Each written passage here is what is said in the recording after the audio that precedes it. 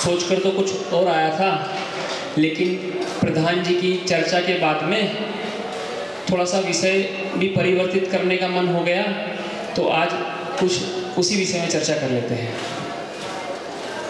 एक कहानी के माध्यम से फिर आपके सामने एक घटनाक्रम रखता हूँ आज मैं। एक बार का किस्सा है, एक बहुत अमीर सेठ था एक नगर के अंदर। अब वो थोड़ा सा कंजूस प्रकृति का था। कंजूस प्रकृति का था मतलब दान पूजा आदि ये सब चीज के बारे में जानता तो था, लेकिन सोचता था कहीं मेरा धन कम ना हो जाए। एक बार उस नगर में एक दिगंबर मुनिराज का आगमन होता है और वो सबको धर्म सभा में संबोध रहे थे। वो सेठ रोज आता मुनि के पास में, पर अंदर आने की उसकी हिम्मत नहीं होती, बाहर से ही खड़े खड़े देखता और चले जाता। तो एक दिन मुनिराज ने नगर के लोगों से पूछा कि वो जो व्यक्ति आता है रोज और मंदिर के अंदर भी नहीं आता, हमारे पास भी नहीं आता, बाहर से आता है और चला जाता है, इसकी वजह क्या है? तो लोग कहते हैं महाराज जी वो सेठ इतना कंजूस प्रकृति का है कि उसे लगता है कि मैं मंदिर में जाऊंगा तो मुझे चावल चढ़ाने पड़ेंगे। इस कंजूस प्रकृति का है कि आपके पास जाऊंगा तो अर्घ लेकर जाना पड़ेगा, इसलिए वो दूर से ही आता है और चला जाता है। तो महाराज जी कहते हैं कि उससे कहना खाली हाथ ही एक बार मेरे पास आए, मुझे उससे चर्चा करनी है, खाली कोई दान के विषय में नहीं, किसी और विषय में नहीं, केवल वो मेरे पास आए, मुझे उससे कोई चर्चा करनी है, क्योंकि जैसे दान का नाम लोगे तो वो और भाग जाएगा। तो नगर वालों ने कहा ठीक है गुरुजी हम प्रयास करते हैं, अगर आ जाए तो ठीक है। वो लोग गए उसके पास में और उन्होंने कहा कि गुरुजी तुझे रोज देख रहे थे तो गुरुजी का मन हुआ कि वो तुझसे कुछ बात करना चाहते हैं, कोई दान के विषय में बात नहीं है, बस वो खाली तेरे से चर्चा करना चाहते हैं किसी बारे में। तो सेठ ने कहा ठीक है। तो वो शाम को ऐसे समय में पहुंचा कि मुनि जी का मौन होने में शायद 5-10 मिनट बचे होंगे।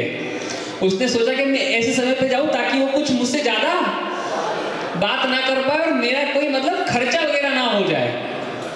तो देखिएगा उसकी चालाकी देखिएगा, वो उस समय पहुंचा मुनि जी के पास में। तो मुनि जी ने कहा कि भैया आप मंदिर में आते हैं, बाहर से ही दर्शन करके चले जाते हैं, क्या बात है? बोले महाराज मेरे पास मेरी 6 पीढ़ी खा सके इतना धन है, मैं 7वीं पीढ़ी के लिए इकट्ठा कर रहा हूं, उसमें कुछ कमी ना हो जाए, इसके चलते मैं मंदिर में चावल चढ़ाने पड़ेंगे या आपके पास अर्घ लेके आना पड़ेगा, इसीलिए मैं नहीं आता। तो मुनि जी ने कहा बस इतनी सी बात है? बोले हाँ इतनी सी बात है, पर बोले मेरे पास 6 पीढ़ी चले इतना तो है, अब मैं 1 पीढ़ी का और इकट्ठा कर रहा हूँ। मुनि जी ने कहा कोई बात नहीं तू इकट्ठा कर ले, पर बोले तू मंदिर में नहीं आ रहा है ये बात बहुत गलत है। बोले मुनि जी मंदिर में आऊंगा चावल लेके आना पड़ेगा, क्या फायदा? तो मुनि श्री ने कहा तू एक काम करना। बोले कहिए? बोले तेरे घर के बाहर आंगन में मिट्टी का ढेर तो मिट्टी तो बिछी होगी ना? बोले हाँ मिट्टी बिछी हुई है। तो बोले तू रोज वहां से 1 मुट्ठी मिट्टी लेके आना और मंदिर के आंगन में लाके डाल देना और भगवान के दर्शन करके चले जाना। बोले बस इतना ही करना है? बोले हाँ कोई मुनि आए कोई साधु आए तो भी तू यही करना, घर के आंगन से 1 मुट्ठी मिट्टी उठा के लाना और मंदिर के आंगन में या मुनि श्री के आगे आंगन में डाल के चले जाना। उसने कहा ये तो मेरे लिए बहुत सरल है, इसमें तो कोई मेरा खर्चा ही नहीं, मेरा कुछ द्रव्य लगना ही नहीं, मैं क्यों फिक्र करूं? तो उसने ये उपक्रम चालू किया, 4-5-6 साल चला होगा और पुनः उन मुनिषी का उस मंदिर में आना हुआ। अब 4-5-6 साल तक कोई व्यक्ति लगातार 1 मुट्ठी मिट्टी डालता रहे तो मिट्टी का थोड़ा सा ढेर तो लग ही जाएगा, ज्यादा नहीं, आंगन में थोड़ा सा ढेर तो लग ही जाएगा ना। तो मुनिश्री ने देखा कि आंगन में मिट्टी का ढेर तो लगा है, मतलब सेठ मेरी बात मान के रोज मंदिर में तो आया है। तो एक दिन वो सेठ मुनिश्री के पास आता है और कहता है कि मुनिश्री, जैसा आपने कहा था मैंने वैसा नित्य पालन किया, अपने घर से मिट्टी उठा के लाता था आंगन में से और नित्य यहाँ पर डाल देता, देखिए कितना बड़ा ढेर लग गया है। मुनिश्री कहते हैं ढेर तो लग गया है, पर क्या तेरे घर के आंगन में इतना ही बड़ा गड्ढा हो गया है क्या?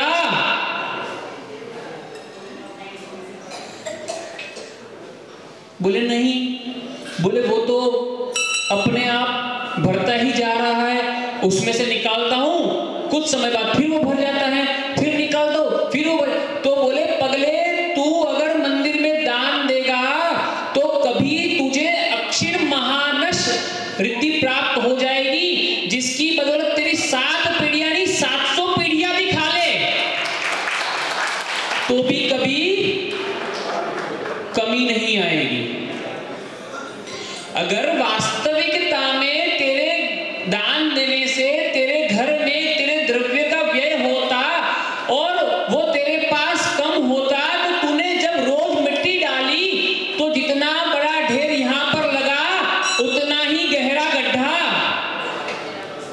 तेरे घर पर होना चाहिए था, पर गड्ढा नहीं बना। तू कह रहा है वो जमीन आज भी समतल है, बल्कि कुछ ऊपर तक भरी हुई है।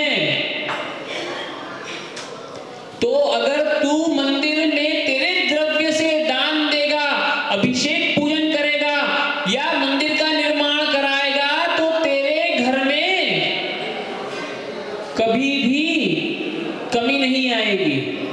पर हम लोग क्या सोचते हैं कि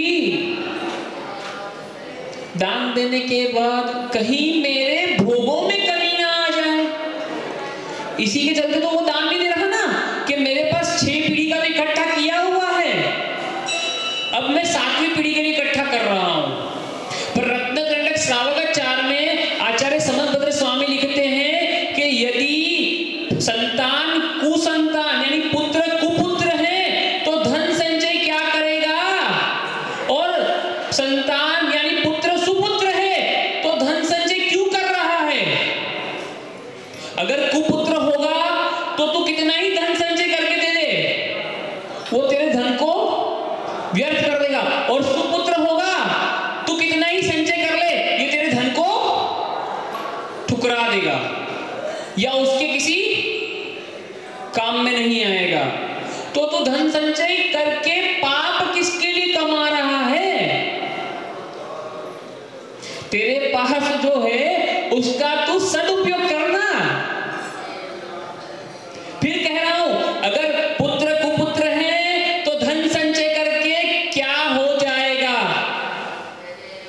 और पुत्र सुपुत्र है जो मोक्ष मार्ग पे चलने वाला है तो तेरा धन संचय क्या काम आएगा?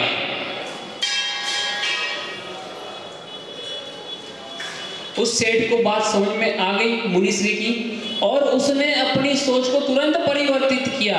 अब वो जितना हो सकता था उससे उतने ही, मतलब उससे कम नहीं और उससे ज्यादा नहीं, अपनी शक्ति के अनुसार पूरा भगवान के चरणों में समर्पित हुआ कि बोले ये तो मेरी भूल थी। ये एक उदाहरण के रूप में है कि जितना ढेर मंदिर के ऊपर लगाया, आपने मंदिर के पास लगाया, क्या आपके वहां उतना कमी हुई क्या? उतनी मिट्टी का इकट्ठा होना चाहिए था। तो ये नियम है कि आप जब अच्छे सुपात्रों को दान देंगे तो आपके यहां नियम से कभी वो गड्ढा नहीं होगा, बल्कि वो हमेशा कुछ ऊपर, आपकी जो पहले वाली जो सीमा थी ना उससे कुछ ऊपर ही झलक के आएगा, उससे कुछ ऊपर ही आपके पास प्राप्त होगा। पर हमें, फिर कह रहा हूं, ये तो एक उदाहरण के रूप में कहा, हमें वो सब दान करने के बाद फिर सांसारिक सुख की वांछा नहीं करनी है, हमें तो फिर वांछा करनी है सिद्ध चक्र महा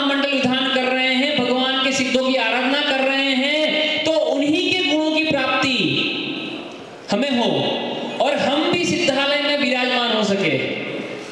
हमें तो दान देकर यही भावना करनी है।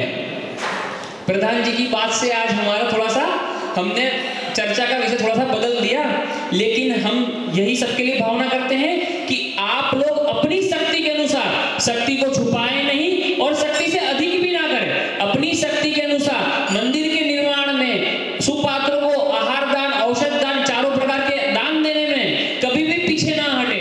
अपनी शक्ति के अनुसार हमेशा दे। आपके पास कभी गड्ढा नहीं होगा, बल्कि दिखेगा कि जो गड्ढे वाला स्थान था ना, वो कुछ ऊपर तक ही भर गया है, कभी कम नहीं होगा। ठीक है ना? तो इन्हीं विचारों से अपनी वाणी को विराम देता हूँ और गुरु जी से निवेदन करेंगे कि वे भी अपनी अमृतमय वाणी से हम सबका मोक्ष मार्ग प्रशस्त करें। बोले देवादिदेव श्री आदिनाथ